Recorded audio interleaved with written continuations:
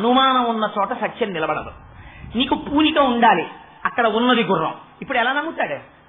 అంటే ప్రకృతి చేత తాను వెతికొచ్చాడు కాబట్టి ఈ కంటికి కనపడలేదు కాబట్టి కనపడలేదు అంటున్నాడు. ఈ కన్ను ఇంతకు ముందు ఏది చూడలేదో దాన్ని నిరూపించాలని చూపించారు. ఎందుకు చూపించడం? అలా ఆయనకి చూపిస్తే ఈయనకి సర్టిఫికేట్ ఇస్తారా? చాంద్ భాయ్ ఏమన్నా ఇవ్వక్కర్లేదు. అప్పుడు వారికి ఆ సంకల్పం కలిగిందంతే. అలా అందరికీ చెప్తారా? చెప్పరు. అప్పుడు ఆ సంకల్పం కలిగింది చెప్పారంతే. అందుకని లీల అంటారు.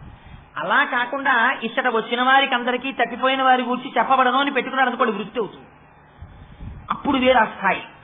తనకి ఎప్పుడో చెప్పాలి అని అనుకున్నప్పుడు చెప్పారనుకోండి, లీల అవుతుంది. అది ఆత్మస్థానికి ప్రయోజనం ఉందా?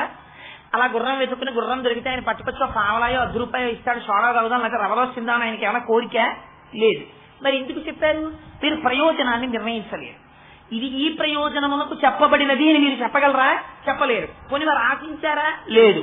మరి ఎందుకు చెప్పారు? చెప్పకుండా ఉండలేక చెప్పారు. ఆయనకి ఆ సమయానికి చెప్పాలనిపించింది చెప్పారు. అంటే లీలంటే అది కర్మనకు ఒక కర్మ చేత కర్మ ఫలితముగా చేయబడినది కాదు, ఆత్మస్థితిగతుడైన వ్యక్తి చేత చేయబడినది.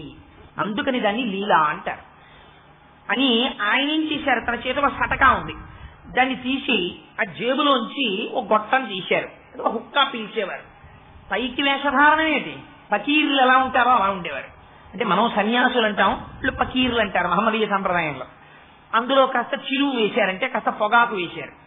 వేసిన తర్వాత నాకు అనుభవపూర్వకంగా నాకు తెలియదు కానీ, ఎందుకంటే నేను చూడని విషయాన్ని చూసినట్టు చెప్పడం నాకు ఇష్టం ఉండదు.